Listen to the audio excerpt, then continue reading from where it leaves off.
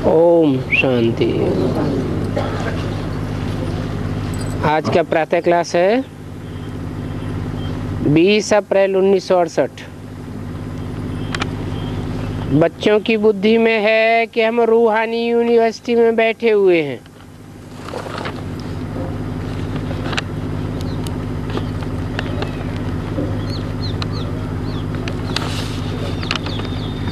रूहानी यूनिवर्सिटी और जिस्मानी यूनिवर्सिटी, तुम्हारी बुद्धि में रूहानी यूनिवर्सिटी का नशा होना चाहिए। ऑर्डिनरी रीति जैसे स्कूल में बैठते हैं ऐसे बुद्धू होकर के नहीं बैठना है। बहुत बच्चे हैं जैसे कि बुद्धू होकर के बैठते हैं।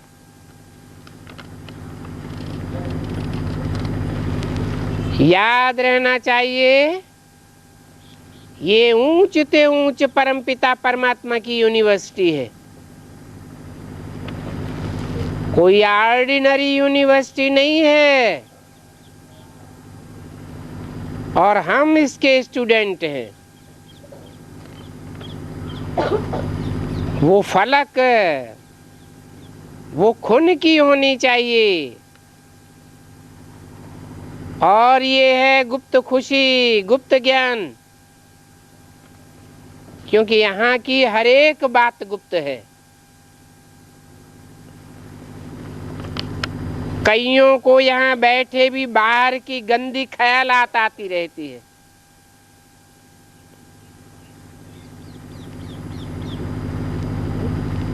यहाँ तुम पढ़ते ही हो भविष्य नई दुनिया का वर्षा पाने के लिए, तो कितनी खुशी होनी चाहिए। दैवी गुण भी होने चाहिए। भले यहाँ सभी ब्राह्मण ही आते हैं,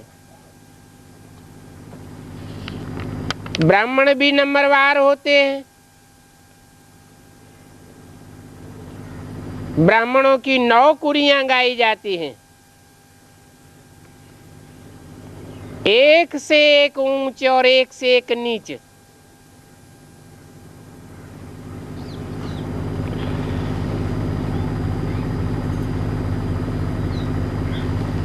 वहां की कीचड़ पट्टी से तुम निकल करके यहाँ आते हो, जैसे कि कचड़े से निकल करके यहाँ आते हो।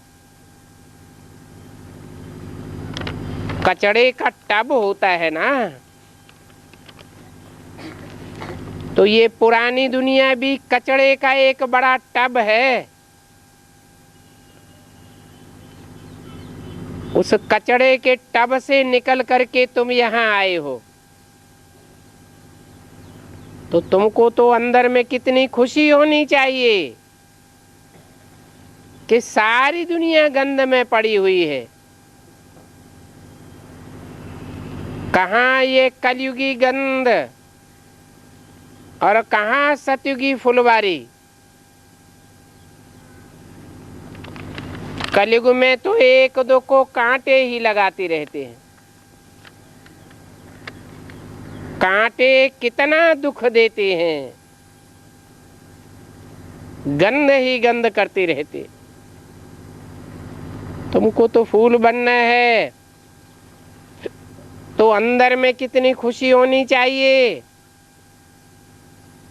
कि हम अभी फूल बनते हैं। तो देखो ये बाप का बगीचा भी है और बाप को बागवान कहा जाता है। वो कांटों को फूल बनाते हैं। ये तो समझ होनी चाहिए कि हम किस प्रकार के फूल बन रहे हैं। यहाँ बगीचा भी है, मुरली सुन करके फिर बगीचा में जाकर फूलों में अपनी भेंट करो कि हम कौन सा फूल हैं। हम कोई कौआ तो नहीं है।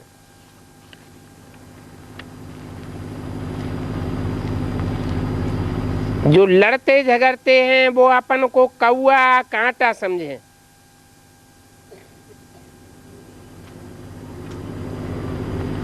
समझें कि हम फूल बनने लायक नहीं हैं, 100% नालायक हैं।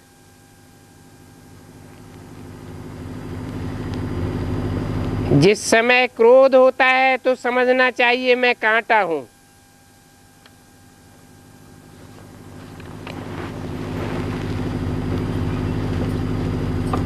चांडाल बनने की शूटिंग कर रहा हूं। मेरे में भूत है, इतनी नफरत आनी चाहिए। क्रोध झट आ जाता है और सभी के बीच में आ जाता है। काम विकार तो कोई सबके बीच में आ न सके, वो तो छिपा कर करते हैं। और क्रोध तो ऐसा है जो खट से बाहर निकल पड़ता है।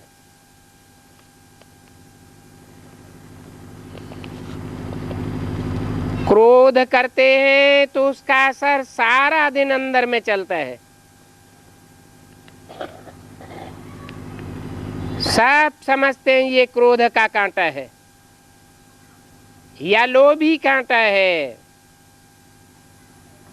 तो अपने से आप ही नफरत आनी चाहिए। परंतु नफरत आती नहीं है। तुम बच्चे समझते हो हमको बाप कांटों से फूल बनाते हैं। किसको गंध में देखते हैं तो समझते हैं ये क्या। हम तो आए हैं गंध से निकालने, फिर भी ये गंध में ही पड़े रहते हैं। काम और क्रोध तो बहुत गंदी चीज है, सारी शोभा ही गंवाई देते हैं। यहाँ शोभा दिखावेंगे तो वहां शोभा पावेंगे। कितना रोज से समझाते रहते हैं बच्चों दैवी गुण धारण करो, अभी तुमको स्वर्ग में चलना है। ये लक्ष्मी नारायण देखो कितने गुणवान हैं, महिमा भी इनके गाते हैं। फिर कहते हैं हम नीच हैं, कामी हैं, कपटी हैं। उनको कहते हैं आप सर्वगुण संपन्न हो।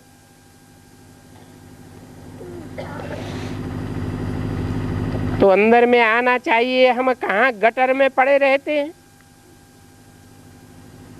अभी बाप आए हमको गटर से निकालने के लिए,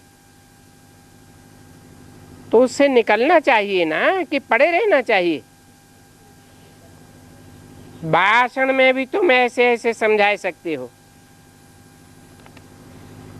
स्वर्ग है फूलों का बगीचा, नरक है कांटों का जंगल। कांटों के जंगल में आग लगती है, फूलों के बगीचे में कब आग लग न सके। क्यों आग नहीं लगती है? क्योंकि बगीचा पानी से सरसब्ज रहता है। ये भी बगीचा है, ज्ञान जल से सराबोर रहना चाहिए। ओ दुनिया तो है वैश्यालय। शिवालय और वैश्यालय की भेंट तो एक्यूरेट है। शिव बाबा स्वर्ग स्थापन करते हैं।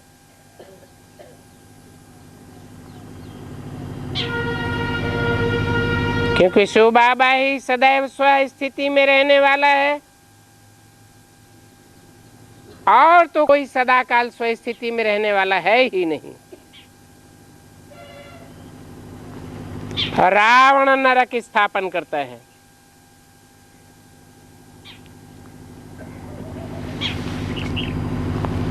अनेक नरों की बुद्धि मिलकर के रावण बनती है। रावण को कितने शीश दिखाए जाते हैं?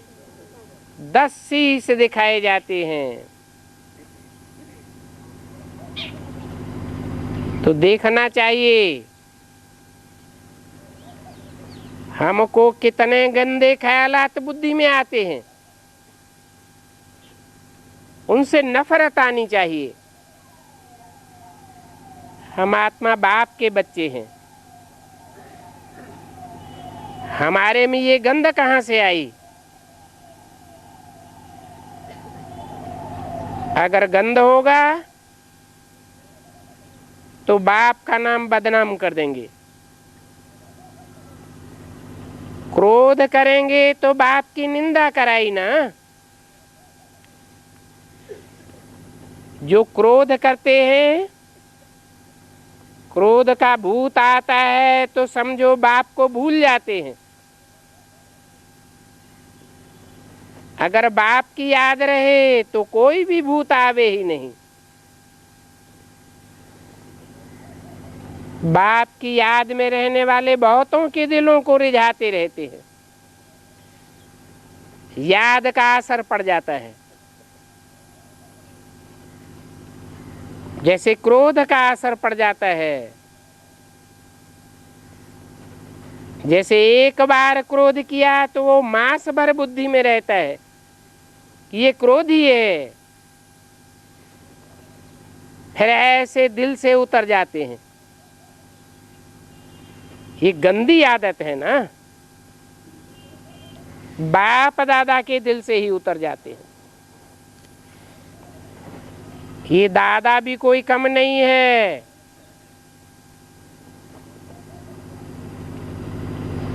विश्व का मालिक बनते हैं तो इनमें भी जरूर खूबियां होंगी, परंतु कोई की तकदीर में नहीं है तो तदबीर करते नहीं है। और बाप कितनी सहज तदबीर बताते हैं। सिर्फ कहते हैं बाप की याद करो तो आत्मा स्वच्छ बन जाएगी, और कोई उपाय नहीं है।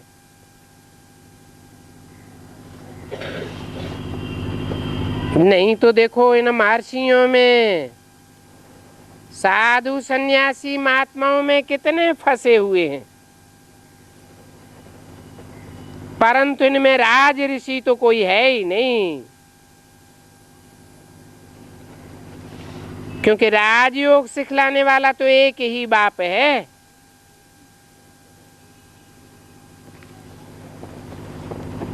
मनुष्य तो मनुष्य को सुधार नहीं सकता। क्यों नहीं सुधार सकता?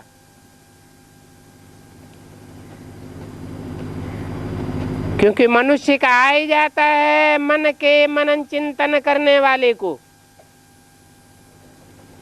जिसका मन चंचल होता है वो दूसरों को कैसे सुधारेगा? एक बाप ही है जो सदा मन रहने वाला है। मन की चंचलता की बात ही नहीं। इसलिए बाप कहते हैं मनुष्य मनुष्य को सुधार नहीं सकता, और बाप आकर सभी को सुधार देते हैं।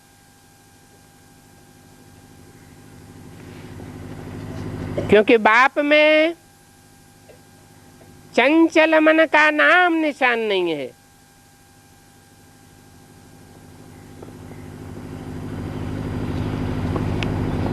जो बिल्कुल अच्छी रीति सुधर जाते हैं वो ही पहले पहले आते हैं।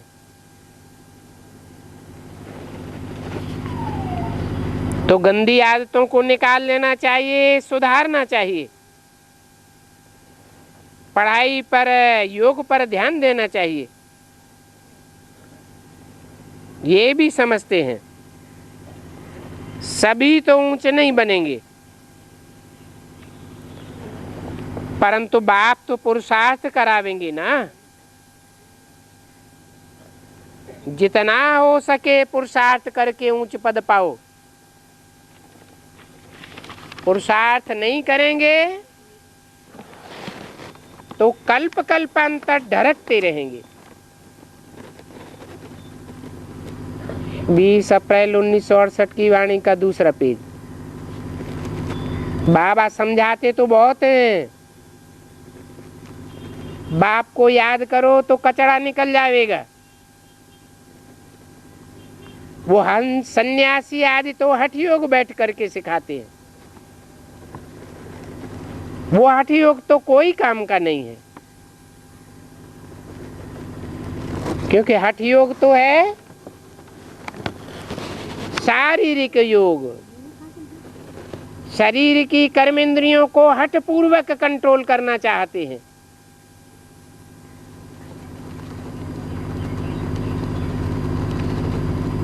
ऐसे मत समझना हठ योग से कोई तंदुरुस्ती अच्छी होती है। हठ योगी कब बीमार नहीं पड़ते हैं, नहीं, सब बीमार पड़ते हैं। भारत में जब इन लक्ष्मी नारायण का राज्य था तो सभी की आयु बड़ी थी, सब तंदुरुस्त थे, कोई बीमार नहीं पड़ता था, सब हेल्दी बेल्दी थे। अभी तो देखो बिल्कुल छोटी आयु है गई है। तो लक्ष्मी नारायण के राज्य में लक्ष्मी नारायण जैसा किसने बनाया, कोई कुछ भी नहीं जानते हैं। सब घोर अंधियारे में पड़े हुए हैं। तुम कितना भी उनको समझाओ परंतु उनका समझना ही बहुत मुश्किल है। फिर भी जो साधारण हैं, गरीब हैं, अबलाएं हैं, वो ही समझने की कोशिश करती हैं। यहाँ देखो कोई करोड़पति है क्या? है कोई करोड़पति? नहीं है। आजकल लखपति तो कोई बड़ी बात नहीं है। जिनके पास 1 लाख होगा तो उनको लखपति कह देंगे, कहेंगे ना। ऐसे लखपति तो ढेर हैं। तो बाबा उनको साधारण कहते हैं। आजकल तो करोड़पति की बात है। 40-50 करोड़ हैं तो ऐसे शादियों पर कितनी बर्बादी करते हैं, कितना खर्चा करते हैं।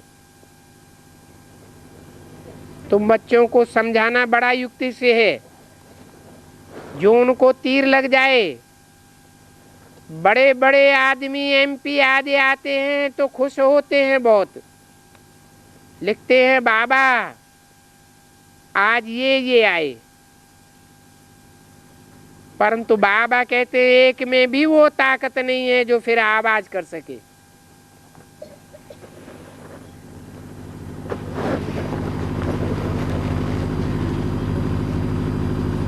माना जो ब्राह्मण समझते हैं कि बड़े बड़े आदमी आए, करोड़पति आए, बड़े बड़े MP आए, मिनिस्टर आए, प्राइम मिनिस्टर आए तो बाबा का नाम बाला कर देंगे। नहीं, बाबा का नाम बाला करने वाले माला के मण के बनने वाले बच्चे होंगे या बाहर की दुनिया के बड़े आदमी होंगे। बाप कहते हैं उनमें एक में भी वो ताकत नहीं है जो आवाज कर सके। विश्व में शांति तो तुम ब्रह्मा कुमार कुमारियों के बिना कोई करा ही नहीं सकता। दुनिया तो ये बातें जानती ही नहीं है। बल तुम समझाते हो परंतु पूरा समझते नहीं है।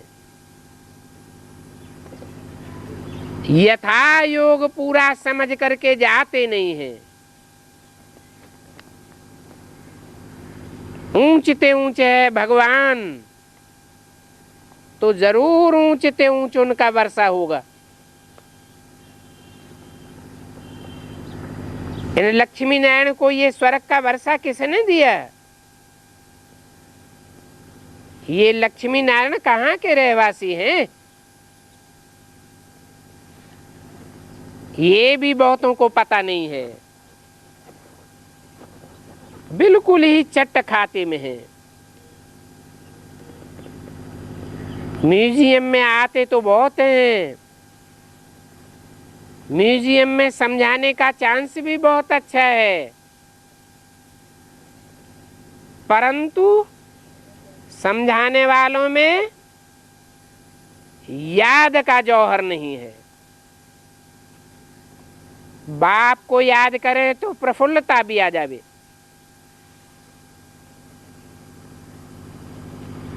खुशी आ जावे कि हम किसकी संतान हैं। कितने बच्चे हैं जो कायदे से पढ़ते ही नहीं है, बाप से योग ही नहीं है।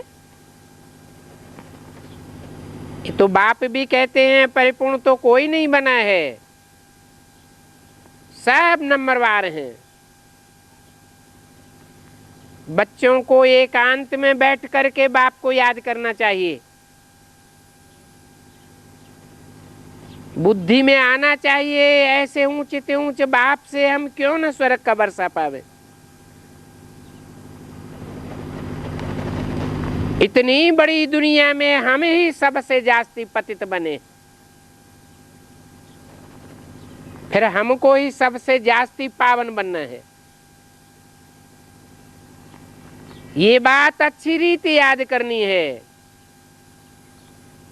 कि हम भारतवासी सबसे जास्ती पतित बनते हैं और हमको ही बाप आकर सबसे जास्ती पावन बनाते हैं। बाप हर प्रकार की राय देते हैं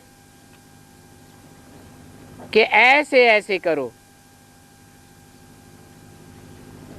जैसे क्वीन विक्टोरिया का वजीर कितना चतुर था, रोड लाइट पर पढ़ पढ़ करके कितना ऊंचा पद पाई लिया।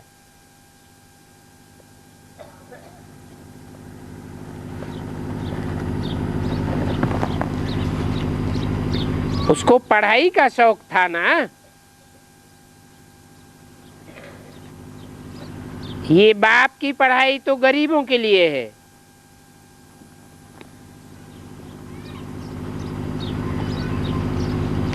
क्वीन विक्टोरिया का वजीर भी पहले कितना गरीब था।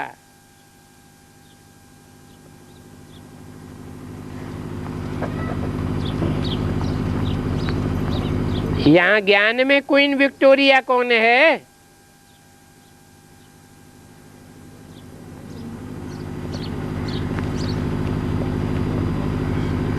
जिसके लिए अव्यक्त वाणी में बोला है भारत माता शिव शक्ति अवतार अंत का यही नारा है। अंत में वो शक्ति निकलती है तो तुम बच्चों की विजय हो जाती है।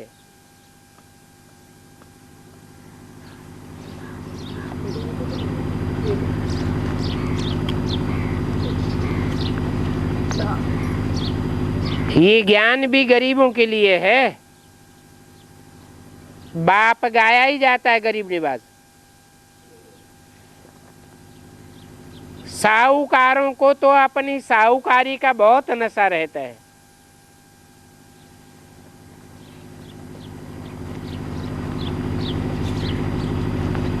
तो कभी ये स्वप्न में ख्याल नहीं करना चाहिए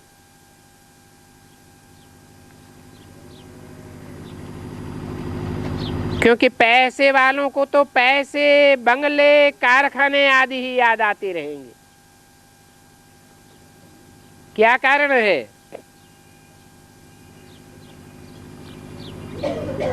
पैसे वालों को कारखाने, बंगले आदि क्यों याद आते रहते हैं?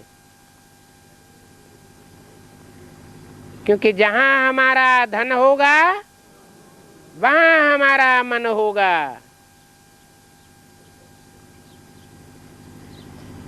वो साहूकार लोग भगवान को क्या याद करेंगे? वो तो कहेंगे हमारे लिए इसी दुनिया में स्वर्ग है।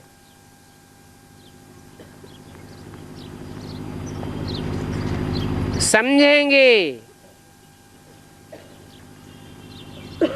कि बाप ने तो स्वर्ग की स्थापना की ही नहीं है।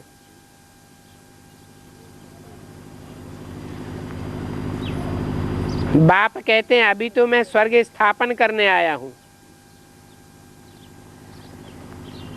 तो बाप को याद करो, परंतु नई दुनिया में जाने के लिए पावन तो जरूर बनना पड़े। बच्चों को युक्तियां रचनी है, कैसे किसको समझावें कि प्राचीन भारत का योग सिवाय परमपिता परमात्मा की और कोई सिखा ही नहीं सकता।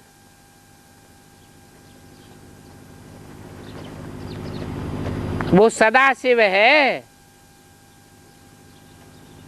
सदैव योग युक्त है।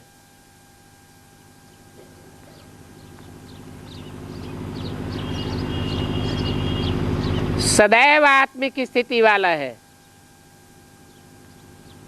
स्व स्थिति में स्थिर रहने वाला है। इसलिए वो ही राजयोग सिखा सकता है। ये हठ योग है ही निवृत्ति मार्ग वालों के लिए।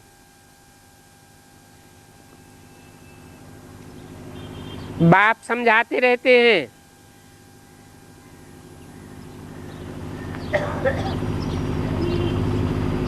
कि जब किसी का कल्याण होना होगा तो फिर लिखेंगे भी ऐसे। अभी देरी है तो किसी की बुद्धि में आता भी नहीं है। तुम्हारी तो ईश्वरीय मिशन है, बाकी तो सब लंगूर हैं। शिकल उनकी भले मनुष्यों की है और शकल तो इन देवताओं की भी मनुष्य जैसी है ना। इनमें और तुम्हारे में फर्क क्या है? इनको कोई 10 भुजाएं आदि थोड़े ही हैं। मनुष्य तो मनुष्य ही होते हैं। शास्त्रों में देखो क्या क्या बातें बैठ बनाई है। इतना बड़ा दिलवाड़ा मंदिर, कितनी बड़ी इसकी कमेटी बनी हुई है, परंतु वो कमेटी वाले जरा भी अर्थ को नहीं जानते। तार टारियां छोटे छोटे निकलते ही रहते हैं। कितने प्रकार के मतांतर निकलते हैं। जिसको जो आता है सो कह देते हैं। ये झाड़ का मिसाल भी कितना अच्छा है। नए नए पत्ते निकलते रहते हैं तो उनका कितना शो हो जाता है, परंतु देखो अंधश्रद्धा कितनी है, रात दिन का फर्क हो जाता है। कोई तो ऐसे हैं जो कुछ भी नहीं जानते हैं। तो बाप कहते हैं सिर्फ अपन को आत्मा समझो, बाप को याद करो तो तुम्हारे पाप कट जाएंगे। दैवी गुण धारण करो तो तुम भी ऐसे लक्ष्मी नारायण जैसे बन जाएंगे। ढिंडोरा पिटवाते रहो। ढिंडोरा किस्म किस्म के पीटते हैं ना।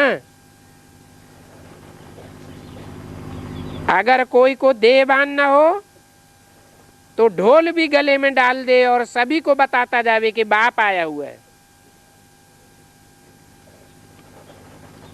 बाप कहते हैं मुझे याद करो तो तुम पतित से पावन बन जावेंगे।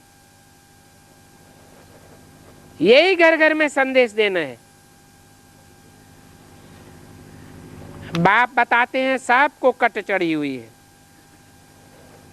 ये सारी दुनिया ही पतित तमो प्रधान है।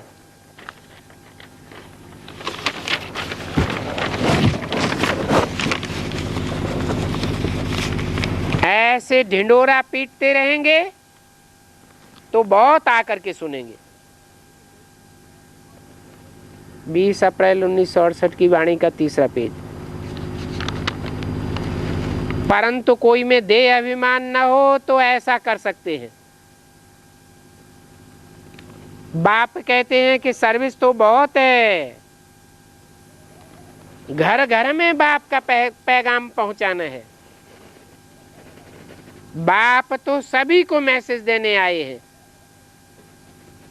कितनों को मैसेज देने आए हैं? 500-700 करोड़ मनुष्यों की इस दुनिया में एक भी मनुष्य आत्मा ऐसी नहीं रह जाएगी जिसको बाप का संदेश न मिले। परंतु कितने साल हो गए हैं? 70 साल से ऊपर हो गए।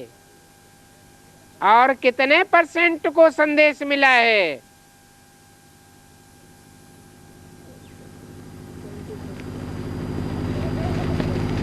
पिछाड़ी में तुम्हारी वाह वाह निकलेगी। कहेंगे कमाल है इन्हों की, इतना इन्होंने जगाया तो भी हम जागे नहीं। परंतु जो जागे उन्होंने तो पाई लिया, जो सोए रहे उन्होंने खोई लिया। बाप बादशाही देने आते हैं तो खोए लेते हैं। कहते हैं ना, ब्रह्मा ने जब भाग्य बांटा तो क्या सोए हुए थे? तो ऐसे ऐसे करके बच्चों को सर्विस की युक्तियां रचनी चाहिए।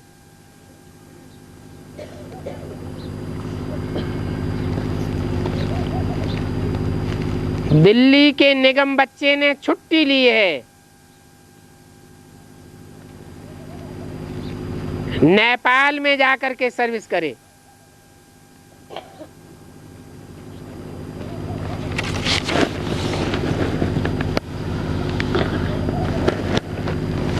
जाकर के ढिंडोरा पिटवाओ। कहाँ है? क्यों? नेपाल में क्या खास बात है? पाकिस्तान में नहीं है?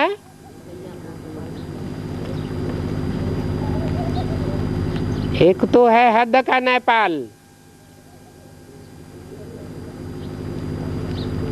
जो ऊंचे पहाड़ों पर बसा हुआ है। एक है बेहद का नेपाल, अर्थात नई दुनिया के पालने वालों की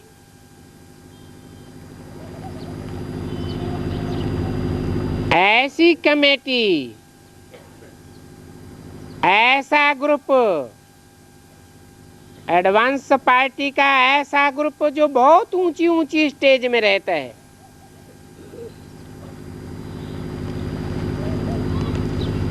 और सारी ही नई दुनिया जो तैयार होने वाली है, उस नई दुनिया के संगठन की पालना करता है।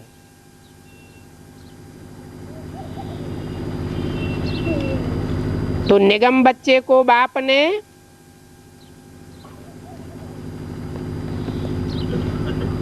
खास बोला कि तुमने नौकरी धंधे से छुट्टी ली है तो जा करके उस नेपाल में सेवा करो, ढिंडोरा पिटवाओ, बाप आया हुआ है। कोई भी प्रजा वर्ग में रहने वाली आत्मा छूट न जावे।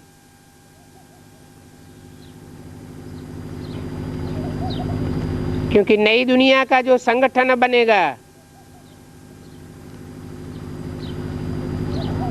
तो ऊंचते ऊंच वंशियों का बनेगा या चंद्रवंशियों, इस्लाम वंशियों, बौद्धियों का संगठन बनेगा। तो जो भी ऊंचते ऊंचे स्टेज में रहने वाले जन्म जन्मांतर की आत्माएं हैं, उनके घर घर को संदेश मिल जावे। घर घर में पिंड ढिंढोरा पिटवा दो कि बाप आया हुआ है। कहते मामे कम याद करो तो तुम्हारे विकर्म विनाश हो जाएंगे। पवित्र बन के पवित्र दुनिया का मालिक बन जाएंगे। अगर याद नहीं करेंगे तो पाप कटेंगे नहीं। कोई भी प्रकार की कट न रहे तो ऊंच पद पाए सकते हैं, नहीं तो पद कम और सजाएं खावेंगे। वहां नेपाल में सेवा की अच्छी मार्जिन है।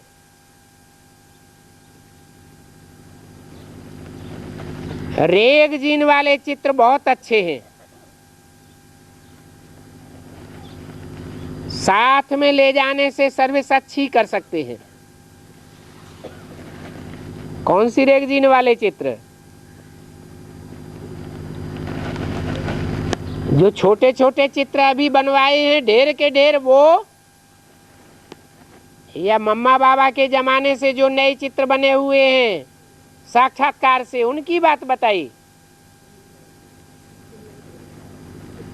68 की वाणी है। ये ढेर के ढेर चित्र तो बाद के बने हुए हैं। तो ये रेगजीन वाले चित्र बहुत अच्छे हैं, साथ में ले जाने से सर्विस कर सकते हैं। चित्र ऐसी अच्छी रीति बनानी चाहिए जो रख रखाव में खराब भी न हो। ये चित्र बहुत अच्छी चीजें हैं। बाकी ये मॉडल खिलौने आदि जो बनाते हैं वो कोई काम के नहीं। ये तो जैसे कि छोटे बच्चों के खिलौने हैं। बड़े बड़े आदमियों के बड़े बड़े चित्र होते हैं, हजारों वर्ष चलते हैं, उनकी बड़ी वैल्यू होती है। चित्रों का कपड़ा अच्छा होने से चित्र खराब नहीं हो सकते हैं।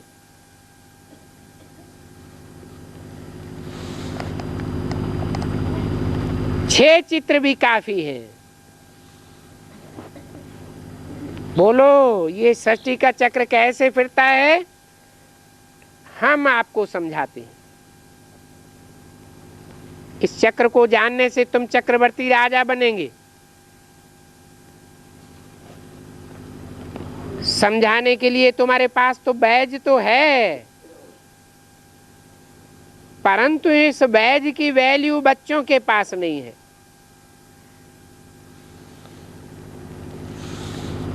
किस बैज की वैल्यू? आजकल का बैज नहीं जिसमें निराकार शिव का चित्र बनाई दिया है। बाबा के समय में जो बैज बनवाया गया था उसमें एक तरफ त्रिमूर्ति और दूसरी तरफ लक्ष्मी नारायण का चित्र था।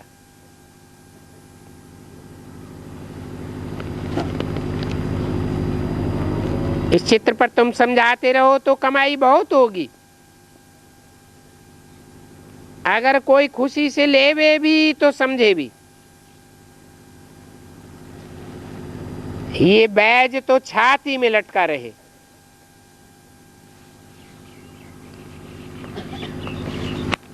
ये शिव बाबा इस ब्रह्मा द्वारा ये वर्षा देते हैं।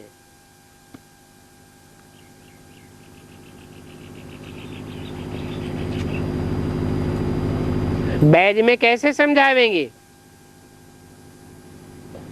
कि ये शिव बाबा इस ब्रह्मा द्वारा यह लक्ष्मी नारायण का वर्षा देते हैं। कौन है शिव बाबा? कौन हुआ ब्रह्मा बाबा? जो स्वर्ग का वर्षा देते हैं। है बैज के चित्र में कैसे समझावेंगे?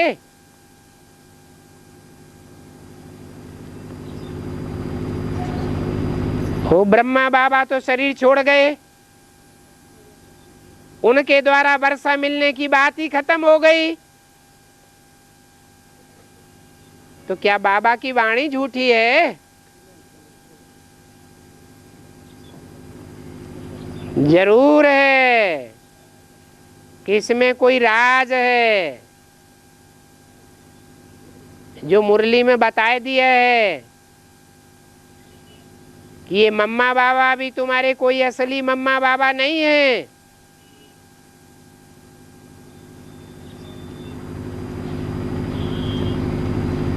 इनको तो शरीर छोड़ना है।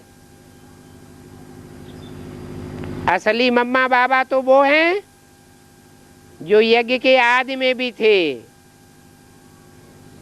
जो आदि में सो अंत में भी प्रत्यक्ष हो जाते हैं। तो वही यज्ञ की माता अंत में दोबारा जन्म लेकर के यज्ञ में आती है और उसमें ब्रह्मा बाबा की सोल प्रवेश करती है।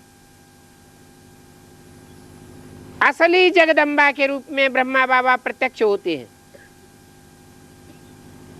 नहीं तो मुरली में बोला है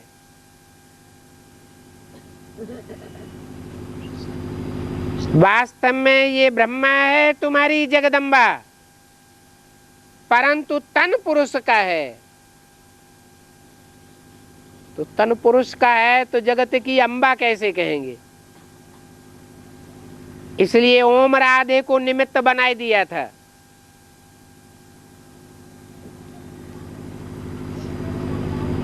पुरुष तन की जगदम्बा के रूप में पूजा नहीं हो सकती, क्योंकि मुरली में बोला है सब पुरुष दुर्योधन दुशासन है। वही ब्रह्मा दादा लेखराज शरीर छोड़ने के बाद जब कोई स्त्री चोले में प्रवेश करते हैं, जगदम्बा का पाठ बजाते हैं। जगदम्बा सो महाकाली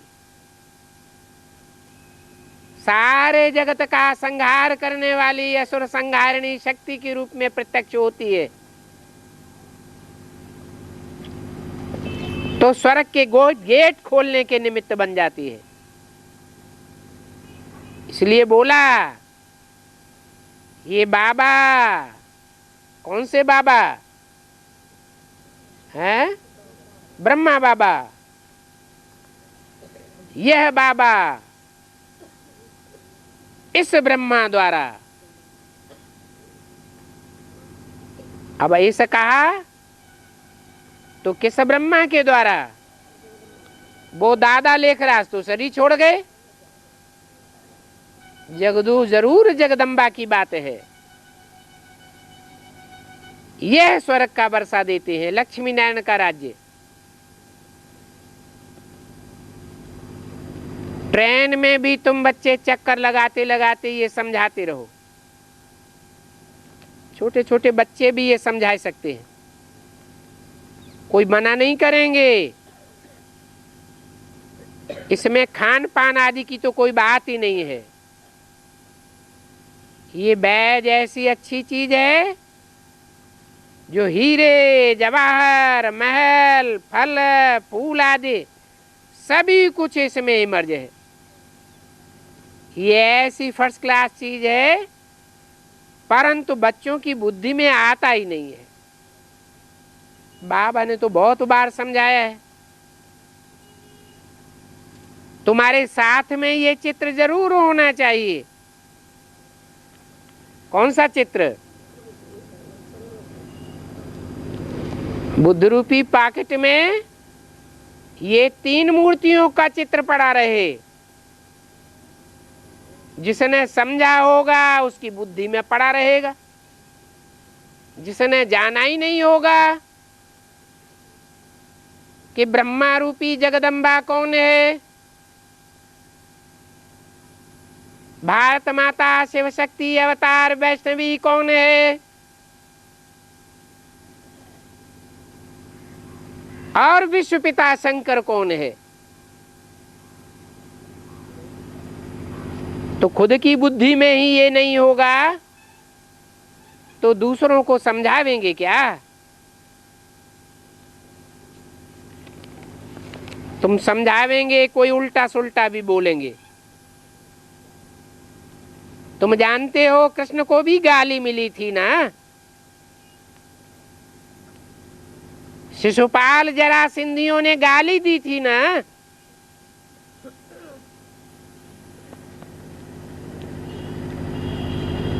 अभी भी ऐसे हैं,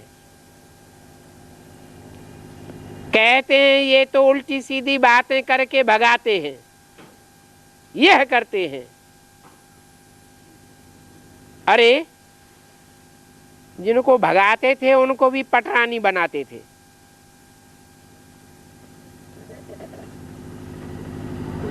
जो विश्व के मालिक बनने वाले हैं वो कोई ऐसे काम थोड़े ही करेंगे।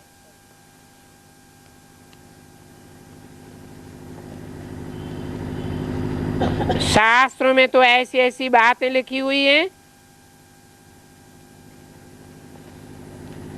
जो शास्त्र सभी समुद्र में फेंक देने चाहिए।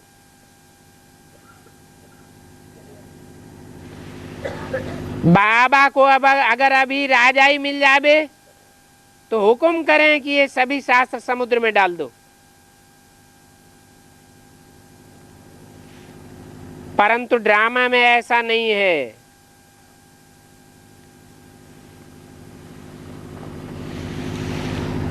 अरे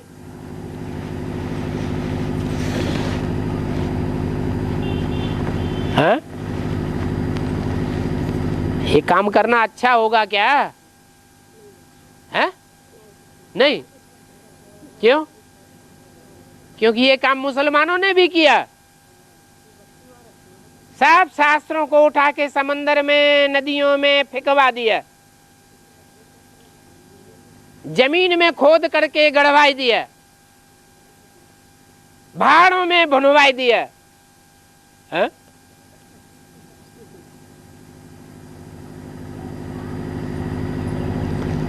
तो मुसलमानों ने अच्छा किया या बुरा किया? बुरा किया। दुनिया की दुर्गति कैसे हुई है? इन मनुष्यों के लिखे हुए शास्त्रों से ही दुर्गति हुई।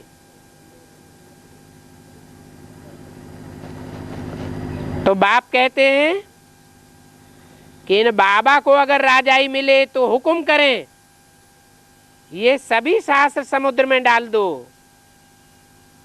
परंतु ड्रामा में ऐसा है नहीं। हाँ, बाबा की ऐसी दिल होती है तो बच्चों को भी लहर आनी चाहिए।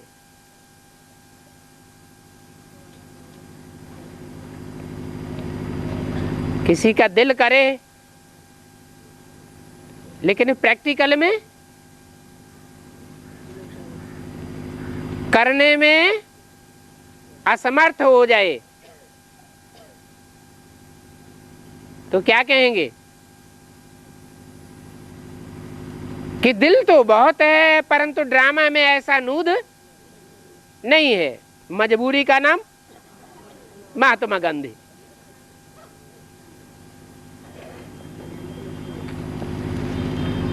तो बोला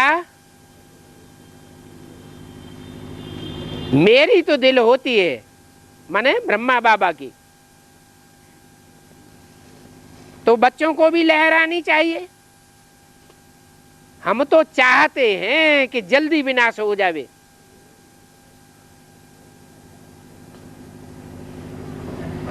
लेकिन चाहने में और करने में बहुत फर्क पड़ जाता है। फिर कहते हैं अभी तो बाबा हमारे साथ है,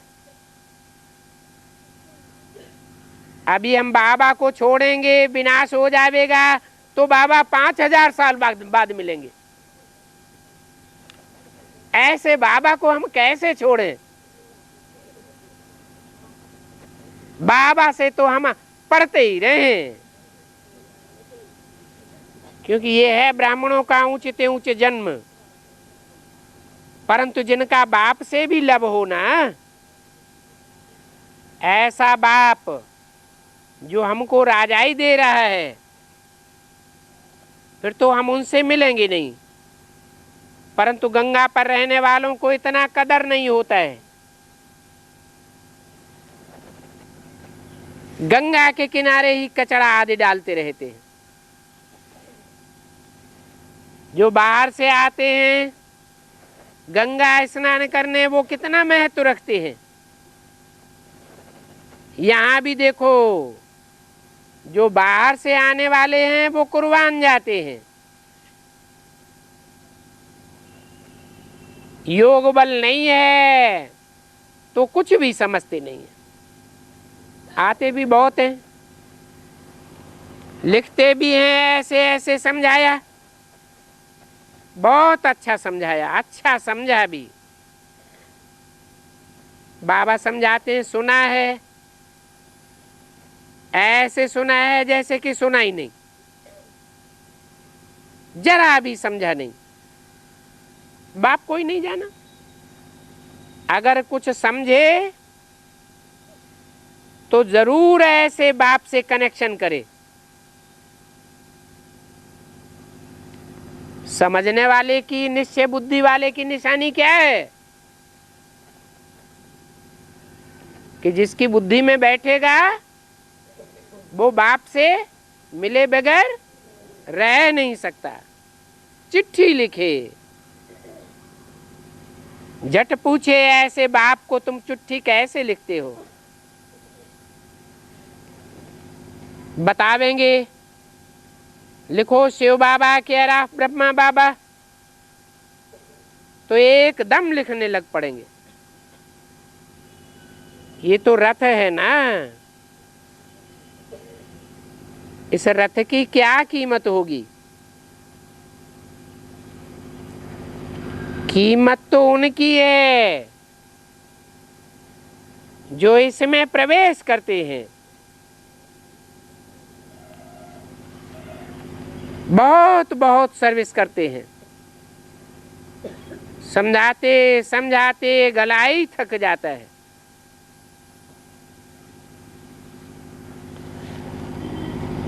परंतु योग नहीं है तो तीर लगता नहीं है। उसको भी ड्रामा कहेंगे। बाप को जान लिया तो फिर मिलने बगैर रह नहीं सकता।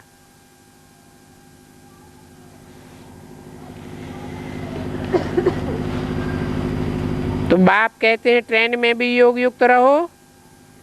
हम जाते हैं बाबा के पास, जैसे विलायत से आते हैं तो स्त्री घर बार याद आते हैं ना, तो तुम किसके पास जाते हो? रास्ते में भी कितनी खुशी होनी चाहिए। जो साधारण बच्चे हैं वो ही कुछ सर्विस करते हैं।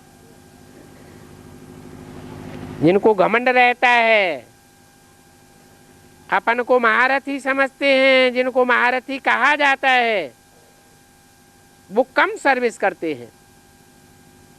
बाप तो सागर है। देखते हैं बच्चे फॉलो कर रहे हैं, ज्ञान की लहरें इनमें उठती रहती हैं तो देख करके खुश होते हैं। ये तो बहुत अच्छा सपूत बच्चा है। सवेरे की याद की यात्रा में बहुत फायदा है। याद तो वैसे उठते बैठते भी करनी है। अगर तुम सर्विस करते हो तो तुम जैसे याद की यात्रा पर हो। अच्छा, ओम शांति।